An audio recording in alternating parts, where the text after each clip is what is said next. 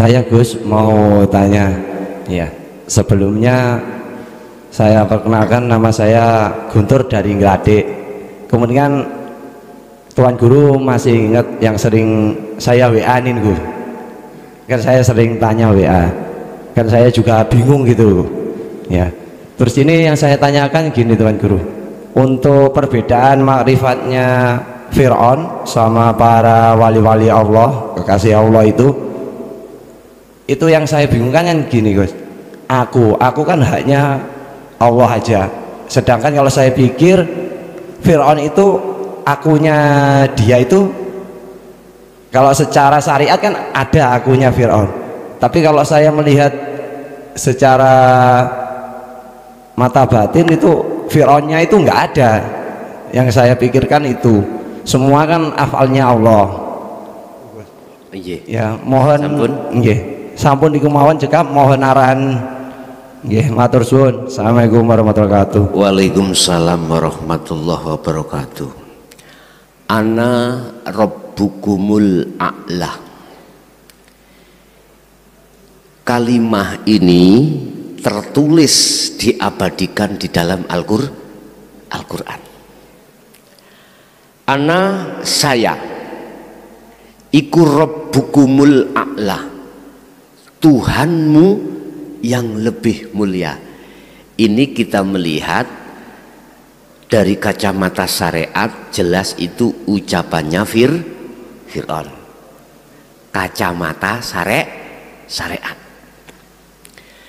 Tinggal pertanyaannya yang membedakan dengan ucapan para kekasih Allah itu ruhaniyahnya.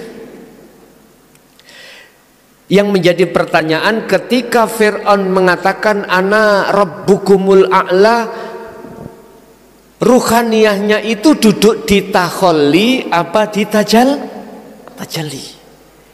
Jikalau di takholli, ketika beliau mengatakan itu ya, dalam dirinya melihat hambanya, akunya makhluk. Apa resikonya kalau seperti itu? Dijawab di dalam surah Al-Anbiya ayat 29. Barang siapa yang berani mengatakan aku Allah, hukumnya syirik. Al-Anbiya 29. Urusan apakah Fir'aun itu pada saat itu ruhaniyahnya itu takholi apa tajali, kan karena tidak tahu toh Pak. Nggak tahu. Zamannya nggak ada. Anda akan tahu manakala ketika saat itu Anda menjadi Fir'aun. Yang tahu itu Fir'aun, nggak ngerti nggih? Saya duduk di takholi apa di tajalli. Saya berani mengatakan jikalau di dalam diri Fir'aun ruhaniyahnya itu duduk di tajalli, maka benarlah Fir'aun. Ruhaniyahnya bukan Fir'aunnya. Mohon maaf, mesti ada pertentangan.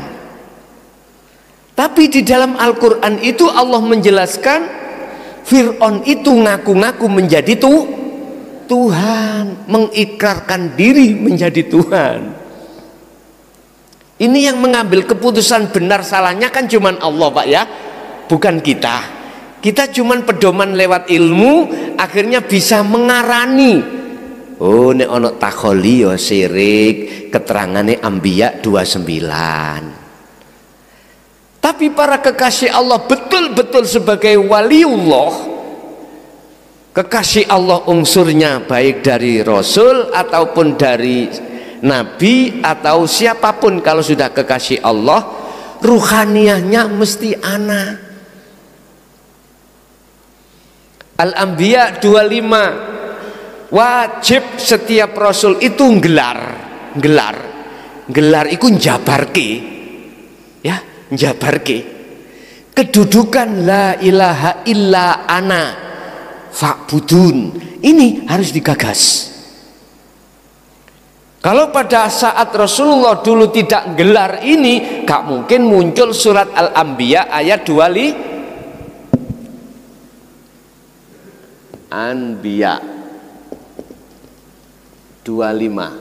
Tadi yang syirik 29.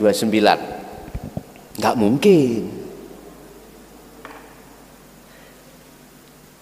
Umpama ada fatwa yang mengatakan bahwasanya Rasulullah tidak pernah membahas hakikat makrifat atau membahas tentang la ilaha illa ana, saya tidak menyalahkan, tapi kurang sepaham. Pedoman saya surat Al-Anbiya ayat 25 itu, manakala Rasulullah tidak menjelaskan, gak mungkin muncul Al-Quran surat Al-Anbiya 2. Ayatnya begini Pak, kalau kita baca, wama arsalnaka mirrobbika wama arsalna mirrobbika mirrosulin illa nuhi ilaihi annahu la ilaha illa ana fa'budun. Muhammad, kata Allah, aku tidak akan mengutus utusan sebelummu. Berarti Nabi Isa sampai semedur gitu, termasuk dirimu, kecuali wajib membawa wahyuku yang paling inti untuk menjelaskan terhadap para umat. Apa wahyunya? Berupa apa? Ilaihi annahu, rupane wahyu, tidak ada Tuhan kecuali aku. Fa'budun, iki kata perintah. Fa'budun, suruh mereka hanya menyembah aku. Lah Allahnya kemana? Sudah lewat Pak. Kita ketika di syariat muncul tauhid la ilaha illallah, di thariqah illa huwa, di hakikat illa anta, di makrifat ana. Puncak. Jelaskan. Dengan cara inilah fa'budun, umat ruhaniyahnya itu membawa ini, maka wakumu lillahi qanitin ay khosyiin, bisa dipastikan sholatnya khusyuk. Ini Pak, kita nggak pernah seperti itu karena memang belum digelar ajarannya. Kita sebagai umat menengah ke bawah hanya disuguhkan tauhid di bawah la ilaha illa anta wa ana, di bawahnya. Ini persoalannya. Itu yang pertama. Berarti ukurannya itu biar nggak bingung, duduknya ruhaniyah di taholli apa di tajalli.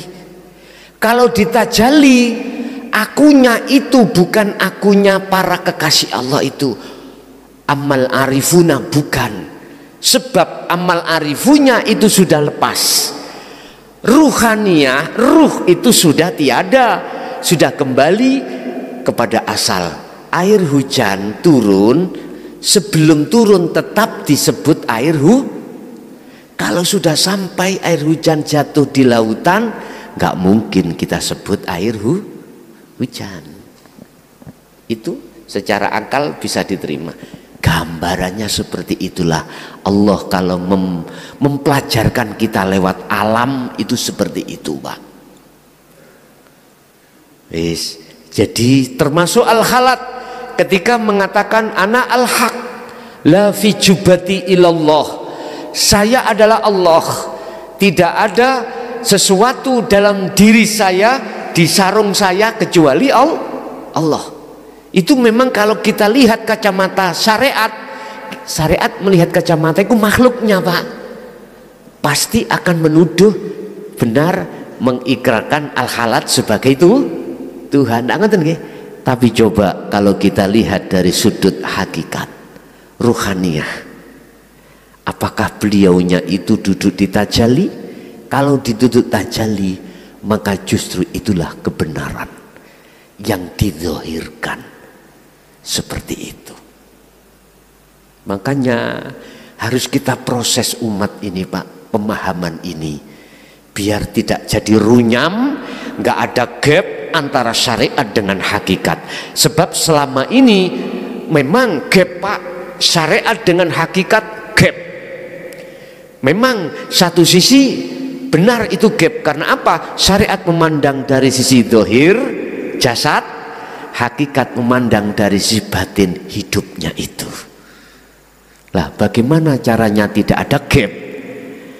Maka disinilah akan diutus satu utusannya Muhammad Rasulullah itu untuk menetralisir antara syariat dengan hakikat itu tidak bertentangan.